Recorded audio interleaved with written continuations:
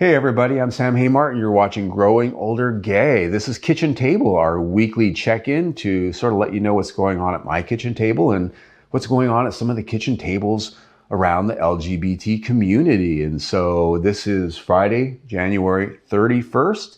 And so here's what's going on today. So the first thing I want to talk about is something a little bit of a serious and somber note. I have a dear friend in the gay community who passed away this week as a result of meth addiction.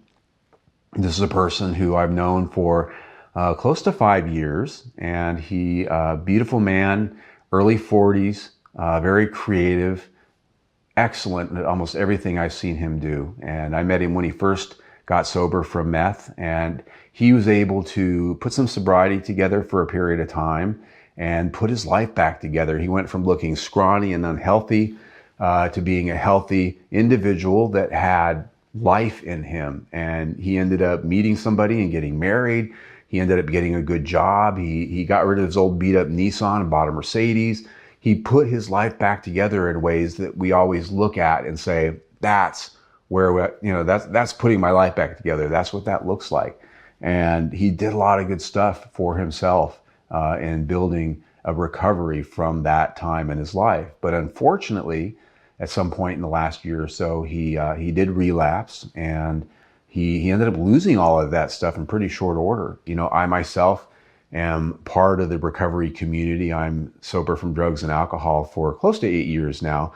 Not so much meth was my story. I was more of an alcoholic, but we all share the same community together and trying to help each other stay sober. And so many of us did what we could, but he really struggled in the last year. And the last time I saw him a couple of weeks ago, he was looking pretty rough, and he's been struggling to try to get a day or two of sobriety, and then he would fall again.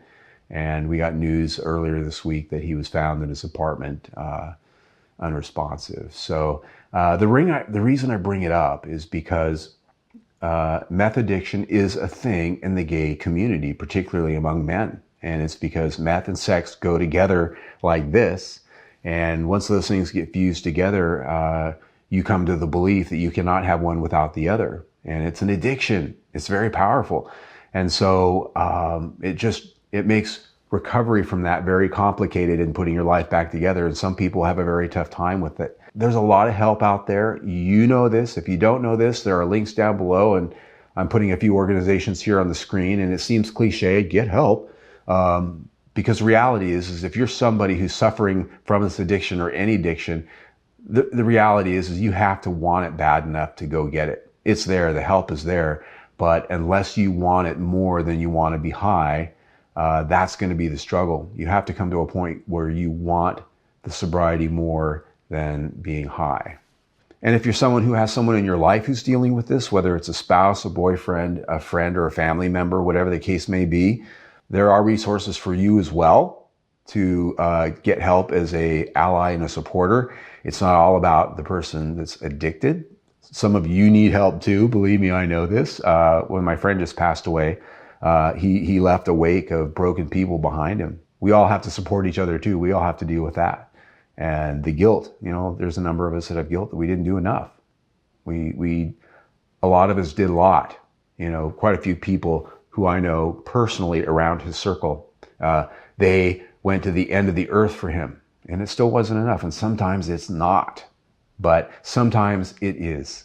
And that's really my point here is even if it feels hopeless, like you've done this time and time again, sometimes that one thing that you can say, that one thing you can do might be the thing that finally turns the tide. Be that voice of love and support and reason that they can turn to when they get to a point when they're ready. Now to change the topic on something a little bit more, well, I guess it's not really more positive, it's just more bad news, but Shit Show 2025 is well underway. We all know that. If you've been following it, you know. One of the big things that this administration seems to really be focused on is beating down the transgender and non-binary people. It seems like that's all they're about. I don't remember them 100% running on this, although there was a lot around that.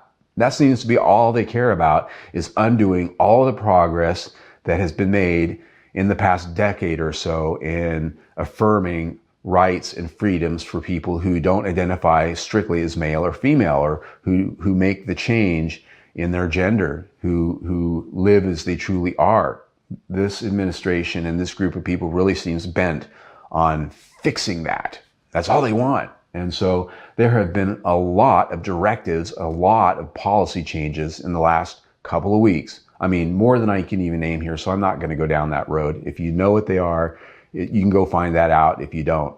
Bottom line is our transgender friends, our non-binary friends are under an attack like never before.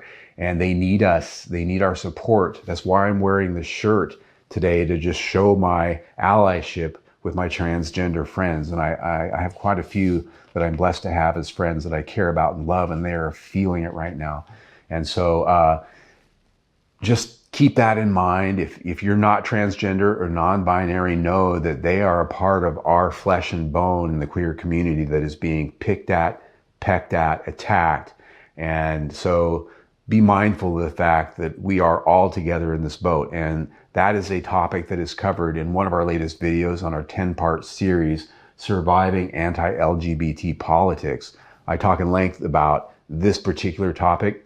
The latest video just went up. It is called Choosing Your Battles, and very important for us to sort of focus on the things we know about and the things that we are most versed on if we're going to be out there advocating, which a lot of us are needing to do in the next couple of years. We need to make sure that we're advocates for ourselves and advocates for our family. And so you can see all of that on our playlist right there, Surviving Anti-LGBT Politics.